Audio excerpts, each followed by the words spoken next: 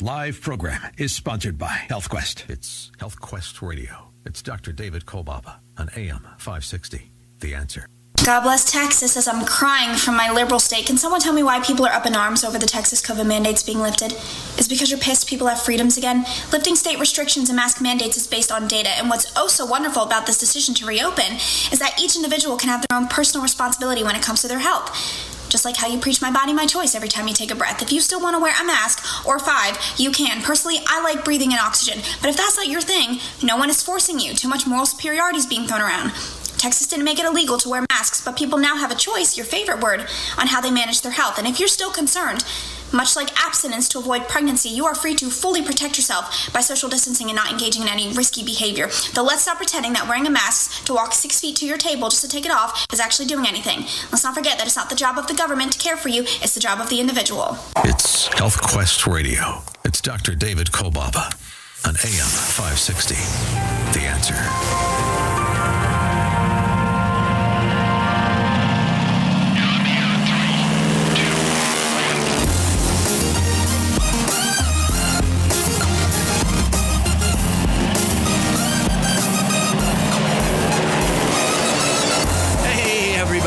Oh yeah, it's happening all along the beautiful shores of Lake Michigan. Meaningful, life-changing moments all around the world. HealthQuest Radio goes airborne, wheels up. Copy that. HealthQuest Radio proudly presents Adventures in Health with your host, Dr. David Kolbaba. Hi, I'm Alex, and you? Well, you're right where you're supposed to be. You're listening to America's #1 health news and science show. Our adventure guide, he is ready. He is the voice of integrated preventive health care in our nation today. He's the clinical director of our West Dundee offices. His story will show he is a man before his time, a real trailblazer. My friend, my partner, and my favorite radio boss. Here's our host, Dr. David Kolbaba. Hey, Dr. K. How you doing, Alex? How you doing? Hey. Thomas, how are you doing, huh? Pretty good. How's it going, Dr. Great. Well, we have a show today that I think that you'll enjoy. We're going to be all over the place, so if you like sound bites, today's show is going to be great for you. Welcome to another edition of HealthQuest. This is Dr. David Kolbaba. Over 38 years on Chicago radio here, and we enjoy every minute of it. Today, a subject, a couple weeks ago, we covered a subject I really wanted to talk about, and it's posted on our new website, healthquestradio.com, so you can go there. And it's about how important oils are, namely one that you've been listening more and more to those that speak highly of the subject of coconut oil.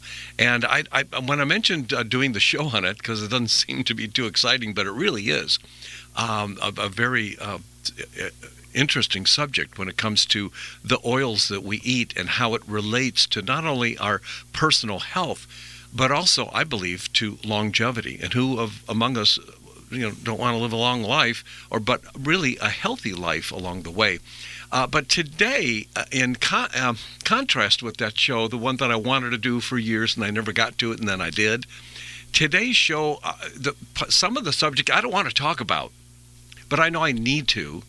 And so we're going to touch on it a little bit. I know I'm going to hit some live wires in you when you hear some of the things, because some of what we're going to say, I know that you already know, so there's no sense, as they say, beating a dead horse.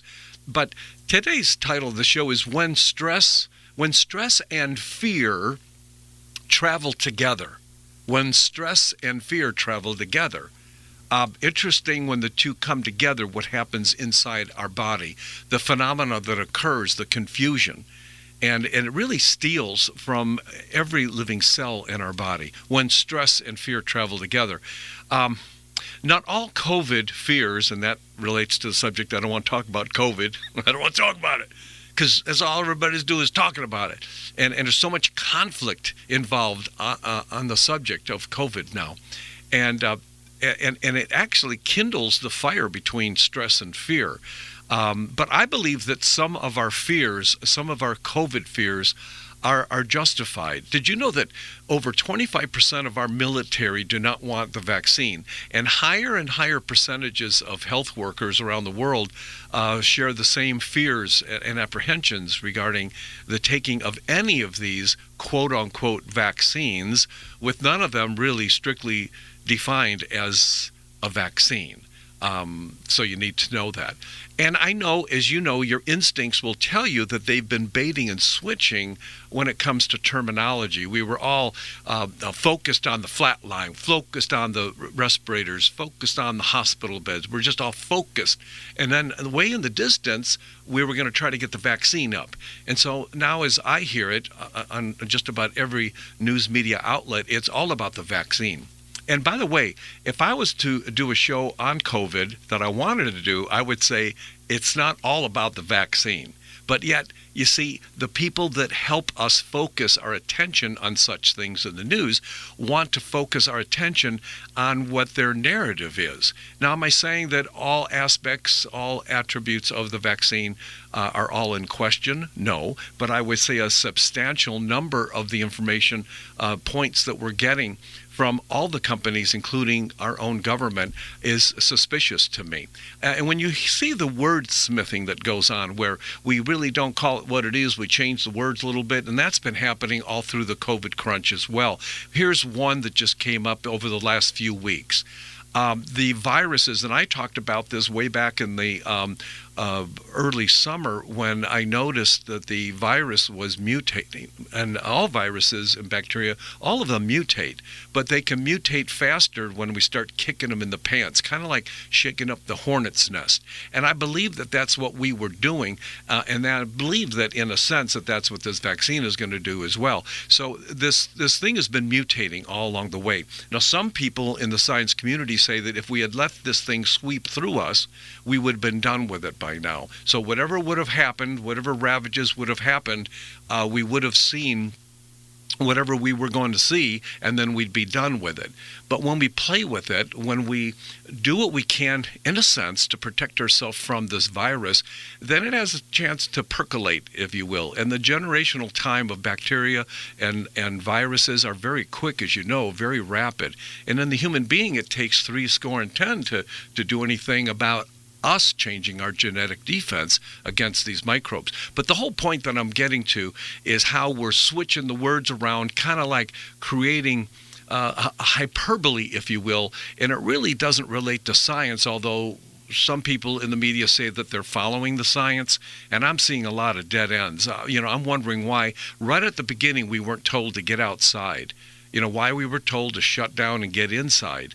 In 1898, when the last ravage of that last epidemic, they took the near-death people out of the building and threw them outside to lovingly bid farewell to them as they were on their last legs. But they took the nursing crew that was also challenged by their infections and set them outside to take care of these lowly patients.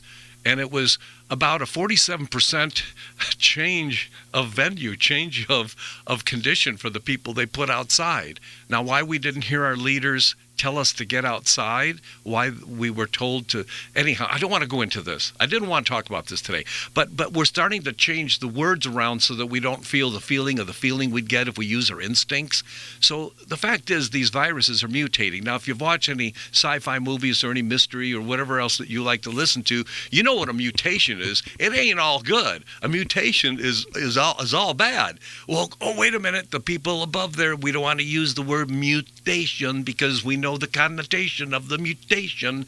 It's got to be negative, got to be bad, going to cause me to be in fear. I'm going to go crazy. And most of those on top governing everything don't think the rest of us down here have common sense or intelligence, and I take umbrage to that because they decided to change a word, if you notice. Now it ain't no mutation, it's a variance, with most of the people in this country not knowing what variance is.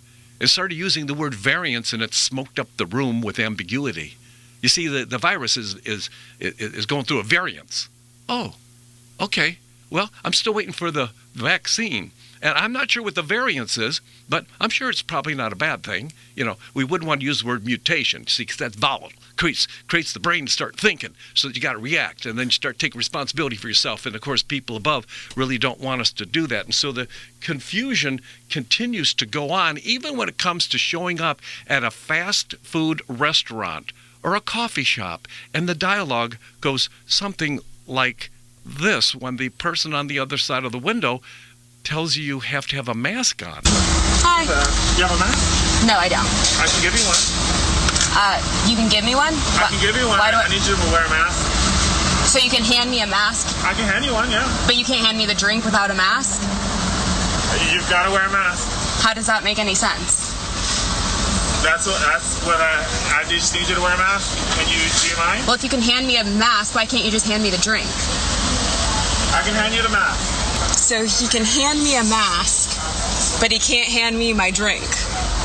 Makes perfect sense, right? Now, that's what's going on with all of us. We're experiencing these things that just do not make sense. So it's about this thing when stress and fear travel together, and we've got to take those things apart. We got to get going on our lives. We got to slow things down and start controlling this thing called stress. Yeah, we're going to talk about stress too. And also, what makes people attracted to what they fear, as in scary movies, thrill-seeking, even other less desirable destructive behavior? And what is the F word that all of us fear most? And let's say you handle stress very well. Does this mean that you're free of any of the unhealthy consequences of that stress?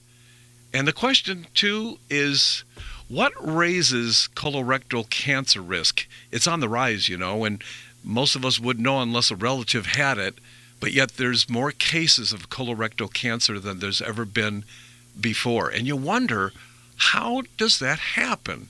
How does that happen that we become, more susceptible to this thing called stress? Why is it that we worry? And I think the reason why we do is because we think we're doing something about whatever is on our mind at the time. We're sensing that we can do something about it. Now, you've heard me talk about this fight or flight thing, and I say that most of us are doing one or the other most of the time. And none of us want to be in stress. I know that. But yet we are. And part of life and the living is having to handle stress. We were talking in our office a couple of days ago, a couple of us, and Carla mentioned mentioned a point that I thought was really, she said, what are we really doing about stress? We talk about it, but what are we doing about it? Like, how do you resolve the stress issue in your life? Yeah, we talk about it. We talk about all the different things that we go through when experiencing stressful moments, stressful challenges in our life, when the rogue winds, roll in. And when one came in called COVID, Unan, the coronavirus, and it's still here, and it's still having its effect on us. And you wonder, what is that all about? When stress and fear travel together, my issue with that is that chronic fear, meaning those of us who are in fear a lot, chronic fear, it leads to exasperation. It's like we're left with not knowing what to do. Kind of like the deer in the headlights, only in your case, it's a real life deer in the headlights, with you being the deer, which then in turn leads to depression. Right now, depression, more people are being treated for depression in our country today than ever before. And you wonder why. And so you could blame it on something. And at large, we could say it's got to be the COVID. But then before COVID, it was my Uncle Harry, or it was my spouse, or it was my kids, whatever it was. But you would attribute it to something else, not internal, but it was an external force that came in and scared the heebie-jeebies out of you and stressed you out. And there are a lot of people out there, and I'm saying in the pharmaceutical community, they're out there inventing all kinds of things for you and me, not thinking we're ever going to do anything about chronic fear, chronic depression, the ongoing fear that needs to be fed daily. Did you know that? When you're in fear, you got to feed it. You got to stoke it like you do a stove. Fear by itself doesn't last. But chronic fear, ongoing fear, needs to be fed daily. Make no mistake, you are a fighter or you run from things. One of the two you do most of the time. Both are appropriate some of the time. So when you think you need to run away from a stress or whatever, sometimes there's a functional reason for you to do that. Sometimes you need to get out of a relationship because there's a functionality to it because of the toxicity, the poisonous nature of it. Sometimes we need to hang in there and stay in there. And sometimes staying in there and fighting is a good thing. People say that I fought for my job, I fight for my kids.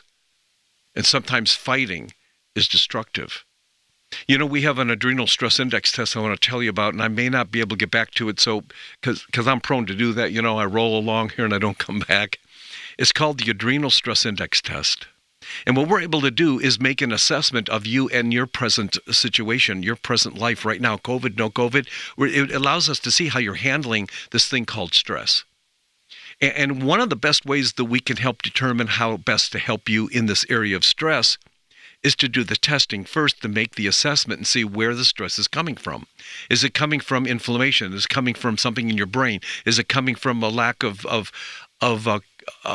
being able to coordinate your blood sugar or whatever is going on in your second brain? By the way, do you know where your second brain is? Your second brain is in your gut. A lot of depression is brought on because of problems in your gastrointestinal tract, which happens to be the remedy that outsells every other remedy in drugstores today. And we do this adrenal stress index test. It's a spit test, no blood, and we're able to test and make that assessment about where it's coming from. What meteor, what falling star is coming into what rogue wind is blowing through in your life. And then we're able to help you understand how that's happening, making the changes. And many of the changes that we make are lifestyle changes. And those lifestyle changes can help give a break to our adrenal gland, which is what this thing is all about. And then we're able to then handle the stresses regardless of what happens out there. It's how we're handling things in here. And as I said before, we all know well the stress of life and living, but what can we do about it for real? Well, one thing is to see what its impact is on you. Now, if you're a veteran listener, and I hope this is fresh for those of you who maybe have heard it before, because sometimes we hear something we've heard, and it lands on us anew. And to think that even though that life is full of stresses, that sometimes what we need to do is figure it out before the symptom or the result, the ripple effect of the stress lands on us in a different way. Now you'd say, what do you mean in a different way? Well, when stress accumulates, it then creates a ripple effect that drives other body parts crazy. So many of the diseases that we have co-share in the responsibility of that disease that stems from chronic stress or the chronic fear, the chronic depression. The thing about fear, and I really want you to get this, I believe that fear ricochets off itself. You ever play pinball and you see it, the ball going, I think that fear ricochets off itself. And it drives the effect of stressful aspects of living, making them appear to be more serious than what they truly are. The mirror, that little message, the message in the mirror that says objects in the mirror appear to be whatever. I think when fear ricochets off of itself, it gives the impression that the stressful aspects of your living is making those things you see appear to be more serious than they actually are.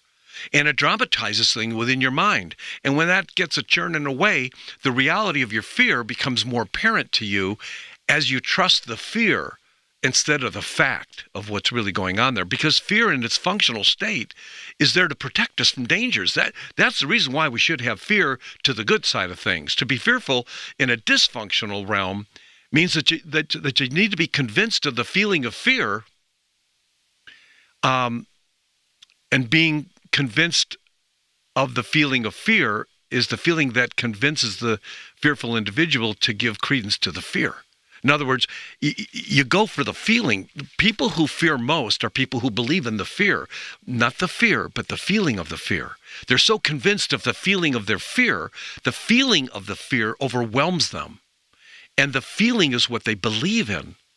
It's the fear feeling that authorizes, authenticates, and verifies and justifies the very reason why they're fearful. And you see, we all know the fear that you have about something rarely ever materializes. So the question is, how can we make ourselves more vulnerable to the fear? Keep believing in the feeling of the fear. And how can we make ourselves more susceptible to something we do not want to experience? Continue to fuel the fear. So here today, we're all about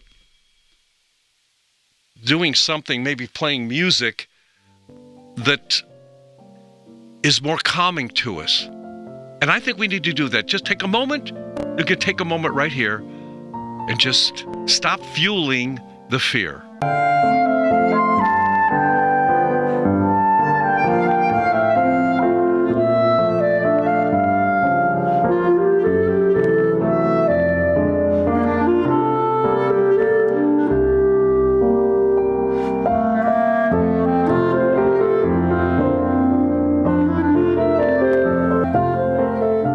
I've learned to think without arguing with myself. I'm just following my instincts. I just run with it. Well, there you go. Slow it all down. Because when stress and fear travel together, wow, we all know what that's like. It's like some of the comedy movies out of Hollywood, you know, Christmas, whatever, and like it's pretty amazing. Our adrenal stress index test, you've got to ask for it by name. I have not seen a normal test result in as long as I can remember. That is to say that when people like you come in and be tested, I've never found that anybody was within normal limits, because we here in this country are stressed out. We can use COVID as an excuse or a reason, but it was there before. Has it amped up and ramped up a bit this past year? You bet. So what do we do about it? What do we do? Is it something that we can give ourselves over to? You know, in the Bible, the term fear not, fear not, for I am, that the term fear not is written in the Bible. It's found 365 times, which might be related to our human susceptibility, or should we say comorbidity? Yeah, comorbidity to fear. So none of us are alone when it comes to what I call dysfunctional fear, the type of fear that does not keep us safe. You see, the functional fear, it keeps us from leaning too far over the cliff. The dysfunctional fear is what most of us probably are more familiar with, because it's destructive. It separates us from others. You ever think about that? When you go into your fear zone, you're not as apt to be with others. You isolate. And those of us who have a shared faith, we know Satan wants us to be separate from each other. The Bible says, do not forsake the gathering of yourselves together. And I really was upset when I heard people from on high telling us to not be getting together with our families. And I know that is a destructive thing. When stress and fear travel together.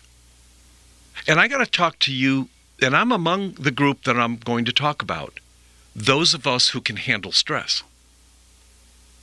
Just because it appears that you handle stress very well does not mean that you're free of the unhealthy consequences of that stress. I was able to find myself in various stressful situations in life, and I've been able to watch how I handled the stress, whether it be an engine out on an airplane or being in a dangerous place when I was in law enforcement, when it came to, be around other people, the adversary who had guns. And you just watch yourself in scenarios, and you're able to see for yourself, are you a fighter or do you flee? Do you engage the process or do you watch the process? Do you add to the gaper's block because you'll watch, but you won't stop by and help? We all know who we are. And I say that the less healthy we become, the more of an observer / victim we become. And that's why I like a little healthy version of abstinence. I love that people are more than confused, but they're more upset and flustered about this whole management of the COVID thing. I'm so happy that people are willing to start taking responsibility for what they are going to do, not what they're supposed to do. Wear a mask to keep from spreading. No, now you need to wear a mask out of respect for other people. And I would say this, and I know what you want me to do right now. You want me to comment on it and tell you what I think, but I can't. I don't want to. But I would say that you need to be thinking about how stress and fear, when they travel together in you, how that makes for a real problem and how it adds to the stress and probably shortens our lives to boot. And you know what? When we come back, I want to encourage you so that you can come to a point of knowing that you have the ability to power through this thing called stress, fear. Okay? But you got to keep it right here. Thank you for listening on this Saturday morning.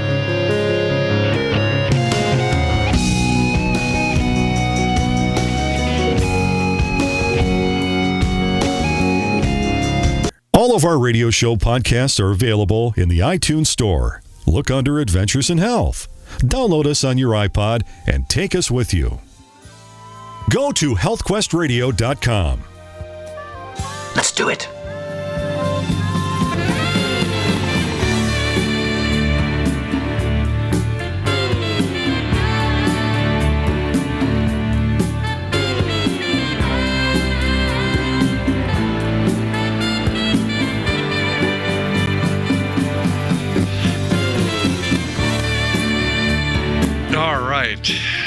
When stress and fear travel together,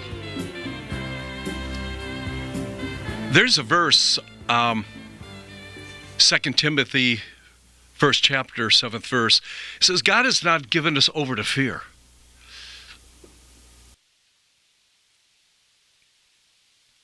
God has not given us a spirit of fear, but of power and of love and of a sound mind. Part of my job is to help people just like you get healthy, to aid in that get to the sound mind part. And I believe that as we descend that slippery slope towards, lower health, we become easy pickings for people who think they know what they're doing, who sell us stuff. They sell us ideas. They sell us concepts. Either they get rich quick, but we can get healthy quick too.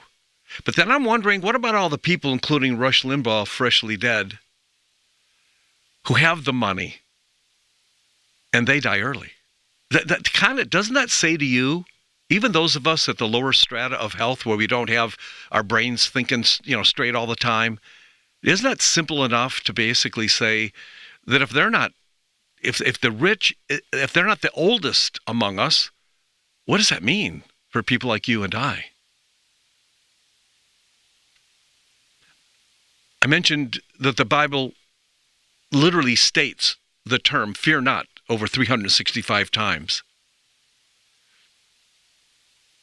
When stress and fear travel together, what happens, it can lower our reaction time in life and lower our decision-making capabilities. And I believe, even though you seem to do well with stress, the impact of that stress is still on your body. You just don't get all hysterical about it. Because there are unhealthy consequences of stress. The effects of stress accumulate, so there's like a ripple effect. And one example is like, driving long hours on the road. You may not have a traffic accident, but it can lower your reaction time if something happened to you that you wouldn't be able to perform as well if something happened. And of course, that leads to poor driving performance, given that it might start to rain or a deer jumps out in front of you, whatever. In Romans, the 8th chapter, he says, I have become absolutely convinced that neither death nor life, neither a messenger of heaven or a monarch on earth, neither what happens today nor what may happen tomorrow, neither a power from on high or a power from below, or anything else in God's whole world has any power to separate us from the love of God in Jesus Christ our Lord. And I think we forget that because we're listening to the news so much, we become more convinced of the repetitious nature of what we hear most, because we're not keeping in touch with the love that loves us most, the love from above. When stress and fear travel together, I think we're more fidgety about what I can do. It's like every man for himself, kind of, sort of. It's like whatever I got to do. Because right now I'm in a state that you don't understand. You don't understand where I'm coming from. Because I got to do what I got to do. And then that's how we make ourselves more vulnerable to the fear, because we keep fueling the fear. And we keep fueling the feeling of the fear, which authenticates the fear itself, which is invisible and, as I said before, rarely ever comes to fruition. There's a article, it said during this COVID time, vitamin sales have skyrocketed. And they mentioned buyer beware. It mentions much more money is being made, $52 billion, up to $58 billion this year on vitamins because of people wanting to. In this article, it says, as people search for new methods to elude COVID-19. And it says they do not. It says these supplements do not come with a prescription or warning about side effects. Yet many supplements contain active ingredients that can have strong biological effects. Well, what do you think you're taking supplements for, Yahoo? You want a biological effect, but see, they want to throw a fear here, which can make them unsafe, even life-threatening in some situations. See, they want you to think that vitamins, eating an orange, is going to kill you. Well, unless you choke on it, I don't see what that could be. Then I called Pfizer at 800-879-3477. And here's what they said. The power of something to influence or make an impression. Here are some stinkers. The Pfizer-BioNTech COVID-19 vaccine has not been approved or licensed by the U.S. FDA. What was that? The Pfizer-BioNTech COVID-19 vaccine has not been approved or licensed by the U.S. FDA. All right, so the supplements are not authorized by the FDA, but neither is the vaccine you're about to take. I really don't know about that, do you? But I would be thinking about it. You see, because there are no side effects, in my estimation, of good whole foods, especially those we used to eat. Take the Pfizer vaccine, and these companies are going to be held innocent regardless of what we uncover in later years. Go to healthquestradio.com, would you? Our new website. You'll love it. We're going to take a very short break. Went like.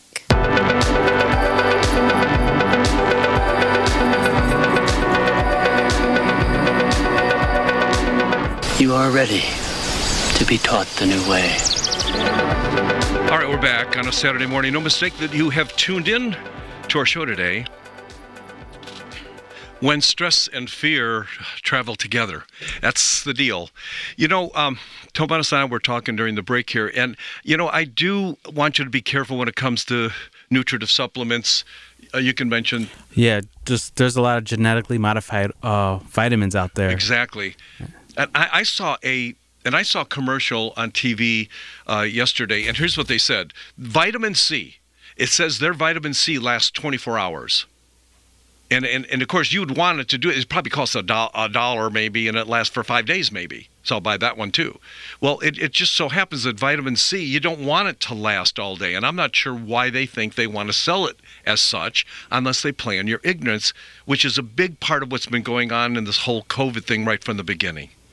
And I just take exception to that because the vitamin C that we have actually does something that the typical vitamin C does not do that's out there on the market today, but you would know that because you're buying it on the label that says vitamin C. You read an article about how wonderful vitamin C is, then you go buy a bottle that says vitamin C on it, and you think you're getting what you saw in the article in the bottle in the vitamin C that you take. Not necessarily true. Our vitamin C actually helps the natural killer cells embellish their movement. It activates them. And a word that's out there, and I hate it, and I just know that I hate it, and this is where nutraceutical companies get into trouble, is when they start using the word boost. We cannot boost our immune system, and if we could, we wouldn't want to. Like whipping a horse to win a race, I would never do that. I mean, I would never whip a horse that wins the race and dies shortly after. And with stress being what it is, fear and stress and depression being what it is, as prevalent as it's being experienced in our country today, I wouldn't dare push on your body's immune system. Perhaps it is the reason that leads to the susceptibility to these things called COVID. Why would I want to whip? Why would I want to boost something that's already in trouble? But I would certainly want to feed it. And one of the reasons why you are craving salt, and now back in my day, watching TV, it was always sweets. Sara Lee, you just go on and on. Salerno, all these commercials in my day. But now it's all salt. You want to know why? Because the body craves in the shortfall. If you can't manage the adrenal gland correctly, your body will crave salt to get a short burst of information, of energy. Please call our HealthQuest Radio hotline, 800-794-1855, and get your adrenal stress index test done today. Also, our Adventures in Health series, the TV series, whatever we're calling video series, it's coming up. We're actually going to have chairs for live people, live audience to be there.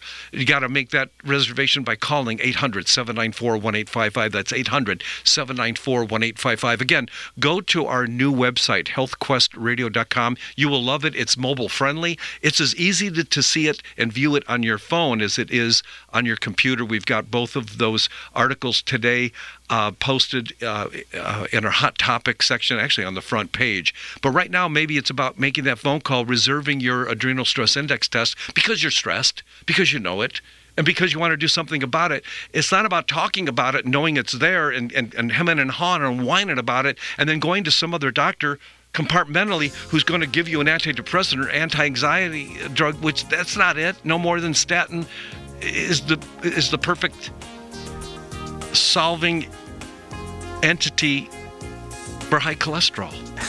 It's so stupid. Anyhow, I'm sorry. Sorry I said that. Also, okay. Dr. K, I'd like to mention to like us on Facebook and follow us on our YouTube channel, HealthQuest Radio. 800-794-1855 Adrenal Stress Index, and get your reservation for Adventure in Health series, okay? Well, be blessed. I hope we'll see you next week. See you guys next week. Bye-bye.